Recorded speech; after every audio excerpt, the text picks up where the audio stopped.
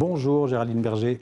Bonjour, merci de m'avoir invitée. Merci d'être avec nous. Vous êtes réalisatrice, documentariste, l'auteur du documentaire Les orphelins de Sankara. C'est l'histoire étonnante de 600 enfants envoyés faire leurs études à Cuba en 86, au moment de l'amitié entre le régime de Fidel Castro et le Burkina Faso, dirigé à l'époque par le capitaine révolutionnaire Thomas Sankara.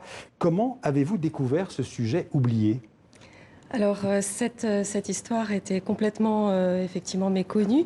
J'en ai entendu parler au cours d'une émission radio, Afrique Enchantée, et avec Solo Soro, et qui consacrait une émission au communisme en Afrique. C'était l'Afrique rouge. Et il était question notamment de cette histoire d'orphelins. Donc, j'ai voulu en savoir plus. Donc, il faut rappeler qu'à l'époque, Cuba, Fidel Castro, ils accordaient des bourses d'études à des étudiants étrangers, dont des Burkinabés. Voilà, c'est ça. Ce sont des accords de coopération, effectivement. Sur l'île de la Jeunesse, à Cuba, ils accueillaient, en fait, il y avait des écoles internationales et qui a accueilli à peu près 40 000 étudiants étrangers, 70% d'Africains. Et donc, à partir de 1986, une école était dédiée aux 600 orphelins burkinabés. Alors, 600 orphelins, Thomas Sankara, qui était à l'époque donc le président du Burkina Faso, leur a rendu visite quelques mois, je pense, après leur installation. On va voir la photo de cette... Il n'y a qu'une photo, en fait, qui comme trace de cette visite du président. La voilà. Donc, on voit là Thomas Sankara qui dit bonjour, en fait, à tous les étudiants, les uns après les autres. En fait, envoyer des enfants, c'était un projet révolutionnaire aussi pour lui. Oui, absolument. C'était un choix aussi d'envoyer des enfants qui étaient orphelins et défavorisés. Et c'était pas pour former une élite, en fait. C'était pour continuer la révolution et développer le pays. C'était aussi le... Enfin, l'idée, c'est quand même qu'ils reviennent après au Burkina. Absolument. Ils sont tous rentrés, effectivement, au Burkina Faso.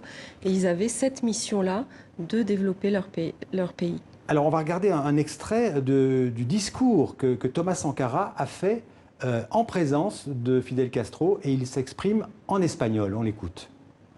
Que José Martí me escuche, que esta medalla me guíe y guíe a mis compañeros para hacer triunfar la revolución al servicio de los pueblos que reclaman su felicidad.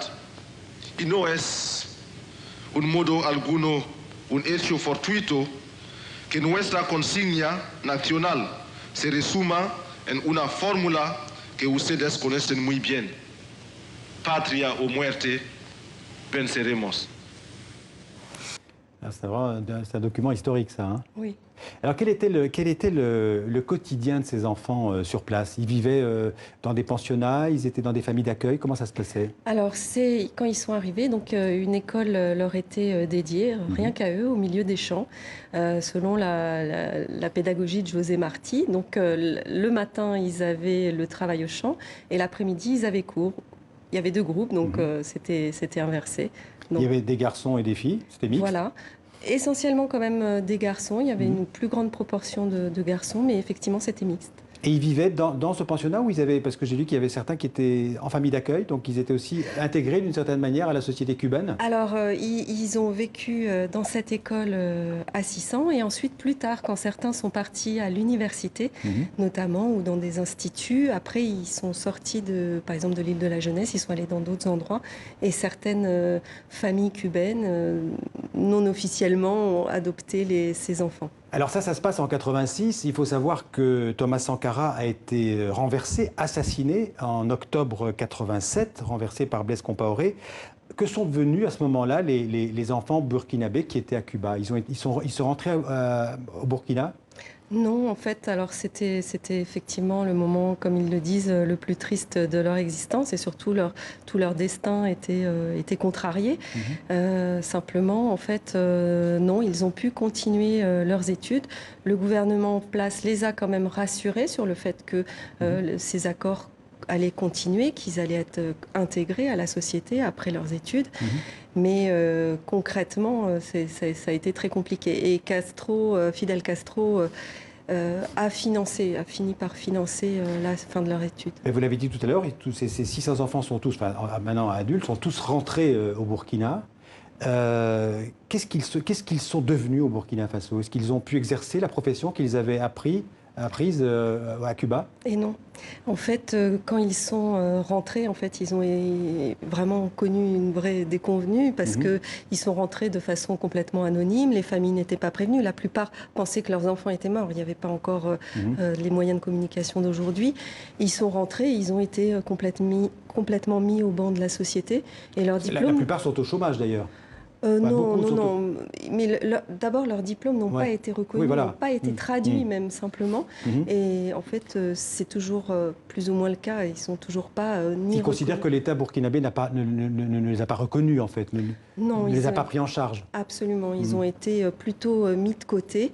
Il s'agissait surtout de les éparpiller, qu'il ne reste pas les 600 enfants, les 600 orphelins unis, c'était une force possible. Ouais, ce film, au-delà de ses, comment dirais-je, ses aventures personnelles, c'est vraiment aussi un film sur la nostalgie d'un pays orphelin de Sankara.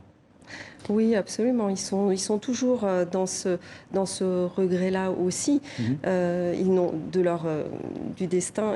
Ils continuent toujours. Ils ont toujours la mission.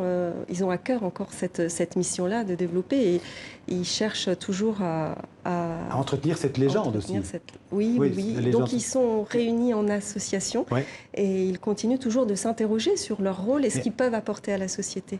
Merci. Alors, votre film, on peut le voir dans des festivals. On pourra le voir aussi sur Canal Plus Afrique, je pense, prochainement. Voilà. Et vous cherchez un distributeur pour le diffuser ailleurs. Merci beaucoup de m'avoir invité. Je salue les orphelins de Sankara qui écoutent. Merci beaucoup, Géraldine Berger.